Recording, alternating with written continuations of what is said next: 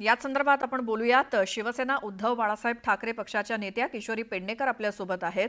किशोरीताई, खडसेंचे जावई आहेत, रोहिणी खडसेंचे पती आहेत, रेव पार्टीमध्ये सापडलेत, आपली प्रतिक्रिया? मुळामध्ये अशा प्रतिष्ठित व्यक्तीने कोणी कोणाचे मिस्टर कोणाचा मुलगा आपलं भान असलं पाहिजे। कारण आपण त्या रेव पार्टीमध्ये जे चालतं त्याला लोकांनी निषेध केलेला आहे, त्याला कायद्याने आता बंदी आहे।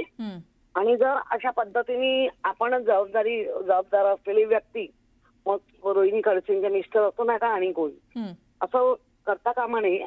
आपण काय आदर्श तरुण पिढीला देतोय?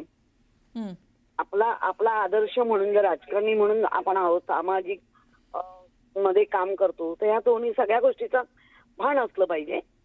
आणि उलट त्याला आपल्याकडनं विरोध झाला पाहिजे की मग ते कोणी असं करू नका म्हणून, कारण समाजाचा स्तर बिघडत चाललाय त्याच्यामुळे। आणि रेव पार्टी म्हणजे काय सगळं आलं, मग आता नक्की तिथे काय होतं माहिती नाही। आणि त्याच्यावर जर पोलिसांनी केलेलं आहे तर सगळं येईलच, पण प्रत्येक ज्या सामाजिक किंवा शैक्षणिक किंवा राजकीय क्षेत्रात असलेल्या सगळ्यांनी पक्क भान ठेवलं पाहिजे की आपण जे करतोय ते चुकीचं करतोय आणि समाजाला आपण चुकीच्या मार्गावर नेतोय। मात्र तरी सुद्धा तुमच्या सहकारी पक्षांकडनं हे त्याच्यावरती सारवासारव केली जाते, घडवून आणलंय, अमकं झालंय तमकं झालंय, मग हे काय? मला तुम्ही काय विचारलं? रेव पार्टी झाली आहे, माझं रेव पार्टीवर आणि पार्टीमध्ये असलेले कोणी, आता ते घडलंय नाही घडलं ते येईल ना कॅलेंडरनी बाहेरच।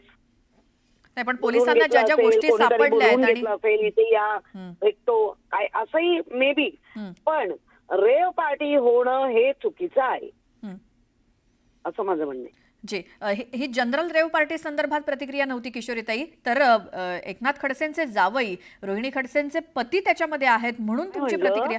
कुठल्याही सामाजिक क्षेत्रात, राजकीय क्षेत्रात, शैक्षणिक क्षेत्रात जेव्हा आपण समाजाला आदर्श द्यायला जातो, एक पार्टी घडून आणली नाही आणली हे तर आहेच, बघता येईल, पण आदर्श काय तर रेव पार्टीला विरोधच झाला पाहिजे। आणि मुळात प्रश्न हा की तुम्ही ज्या पद्धतीने विरोध अगदी स्पष्टपणे करताय हे तुम्हाला मान्यच करायला पाहिजे की चूक झाली, मग त्यावरती सारवासारव करणं कितपत योग्य आहे?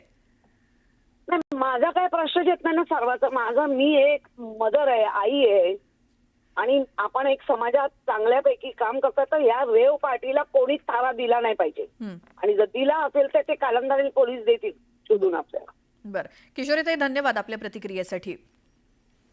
पुण्यातल्या खराडी या भागामध्ये ज्या पद्धतीने रेव पार्टीवरती छापा टाकला गेला त्यावेळचा हा सुपर एक्सक्लुझिव्ह व्हिडिओ न्यूज 18 लोकमतच्या हाती आलेला आपण बघतोय। 7 जण एकूण त्या बुक केलेल्या हॉटेलच्या रूममध्ये आपल्याला दिसतायत आणि त्यासोबत पोलिसांचं एक मोठं पथक तिथं धाड टाकण्यासाठी गेलेलं। पोलिसांनी सगळ्या वस्तू सुद्धा तिथं जप्त केल्या आहेत। त्यांना जे जे आढळून आलं त्यामध्ये कोकेन होतं, हुक्का होता, अंमली पदार्थ आणि दारू सुद्धा पोलिसांना सापडली आहे। आणि विशेष म्हणजे या 7 जणांमध्ये एकनाथ खडसेंचे जावई आणि राष्ट्रवादी काँग्रेस शरदचंद्र पवार पक्षाच्या महिला प्रदेशाध्यक्षा रोहिणी खडसे यांचे पती प्रांजल खेवलकर यांचा देखील समावेश होता आणि त्यामुळे ही अतिशय धक्कादायक बाब म्हणावी लागेल। त्यामुळे हे 7ही जण सध्या पोलिसांच्या ताब्यात आहेत, अटकेत आहेत।